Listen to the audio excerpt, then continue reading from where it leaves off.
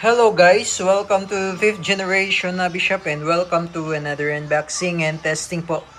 Shoutout po natin Sir Jomar. Sir, this is the DPMS Panther Arms SBR na FDE. Ito po yung Black Dark Earth version.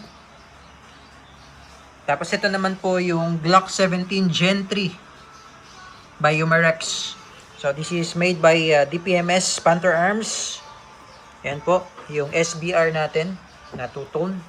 Shoutout sa inyo dyan, Sir Jomar. At ito naman po yung Glock 17 Gen 3 na made by Umarex airgun pistol. Yan. So bali, pareha sila ng bala. Ang bala po nila ay 4.5mm bulitas po yan. Yan yung bulitas po. Ito po yung magnet. No, makikita po natin kung bulitas talaga yan. Ayan po, dumidikit po sa magnet. Ayan, bulitas po siya. 4.5mm. Ito naman po yung kanyang hangin or yung propellant. Ayan po yung kanyang hangin. Bali sa SBR, dalawa po yung po pwede nating ilagay. Pero po pwede namang isa lang. Mabilis nga lang maubos pag isa. Okay? Sa Glock naman, isa lang na ganito. Okay? So, yan po yung ating unit, sir. Glock 17 Gen 3, tsaka SBR Rifle DPMS FDE by Panther Arms. Ayan. So, ngayon po, ituturo ko po sa inyo, ide-demo natin kung paano paglo-load, ano yung mga specs nito, ano yung mga feature nitong ating airgun pistol at tsaka yung ating airgun rifle. Okay, sir. So, dito muna tayo sa magazine niya. Ayan. So, meron siyang cover. Ayan. Dalawa po yung slot niya. Makikita nyo po. Tapos, meron po siyang nakalagay dyan na first. Ito po.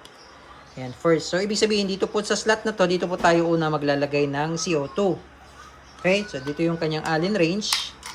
Ayan. Bali, yung capacity po nito ay 30. Ayan. Okay?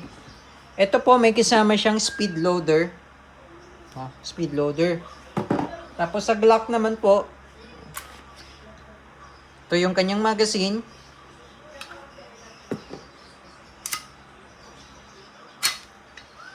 Meron siyang rail for accessories, standard sight, markings. Yan. Tapos may safety siya dito sa ilalim. Pag red, fire. Sagad po sa dulo yung trigger niya, sir. Sagad sa dulo. Pag white naman, safe. Okay? Mamaya po natin lagyan ng CO2. So, ito naman pong rifle natin. Flip up iron sight. Front and rear. Adjustable po yan. Windage and elevation. Yan. Adjustable for grip. Pwede nyo pong iusog-usog yan. With rail interface system. Ayan.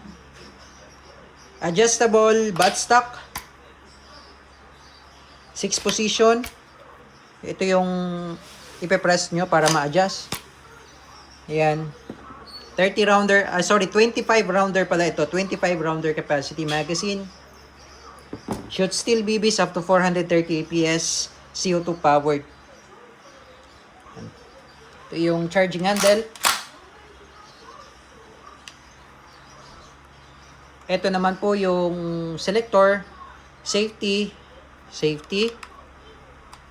semi-auto, and yung full automatic. Okay, so mamaya po itetest po natin. Okay, so ngayon po maglo-load tayo ng CO2. Pasa pa yung unit sa Glock at saka sa SBR. Okay, so dito tayo sa SBR muna. So, lalagyan po natin ng dalawang CO2. So, may nilalagay po ako dito na silicone oil. Pinapatakan ko lang po itong part na to para po malubricate po natin yung mga o-ring. Dito tayo sa left side muna.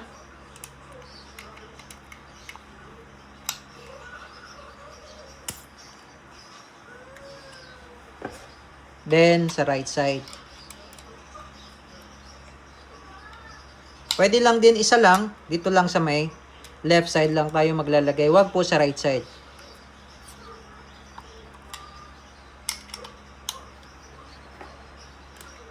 then lock. Okay, ganun lang. Sa paglo-load naman ng bala, ito yung ating bala na 4.5mm. Sagad nyo lang yung spring sa dulo, mayroon siyang tawag nito stopper. Tapos dito nyo lang po ilalagay yung bala.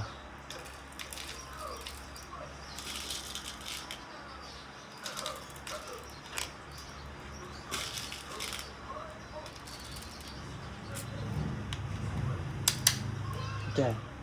Okay, 25 rounder. Ngayon dito naman po tayo sa Glock.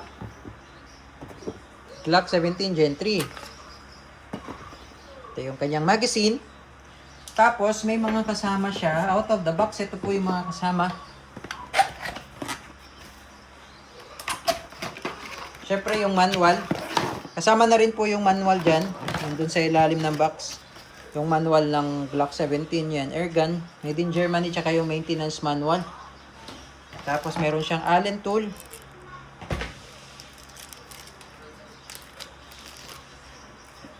Load tayo ng CO2. Ganun din po. Papatakan din natin ulit ng silicone oil yung part na to. May free naman siyang silicone oil. Then, sak lang natin. Adjust lang natin to para mag-fit yung CO2. Maglapat. And then, pipihit natin. Kailangan mabilis. Tamang higpit lang. Then, balik. So, sa paglo-load naman ng bala, ganito lang. Baba mo lang yung spring. Dito mo lang ilo-load. Tatak-tak mo lang. Malalaglag po yung bala. Mag-a-align siya dyan. So, ang capacity nito, nasa 18 na tayo ito.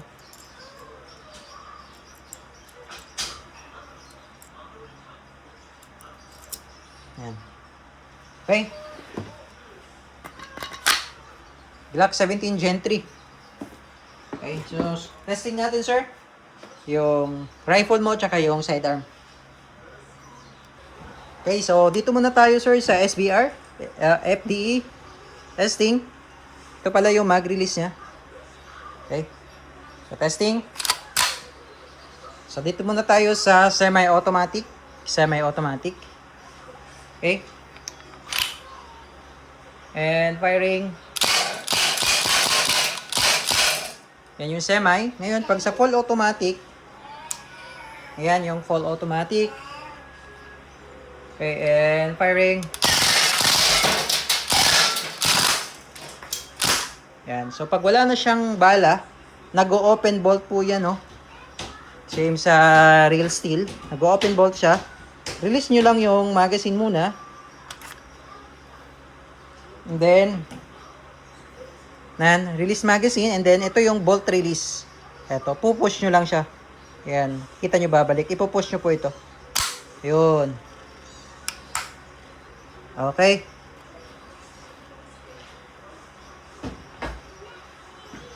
Now, dito naman po tayo sa Glock 17 user. Gen 3. Naka-save. Okay, and firing. So, pag wala ng bala, open slide. Release magazine. Pero mayroon pa po itong laman na CO2. Tulak nyo lang, then release. Hammer down. Okay, all goods na po. Parehong unit. Glock 17 Gen 3. And the SBR.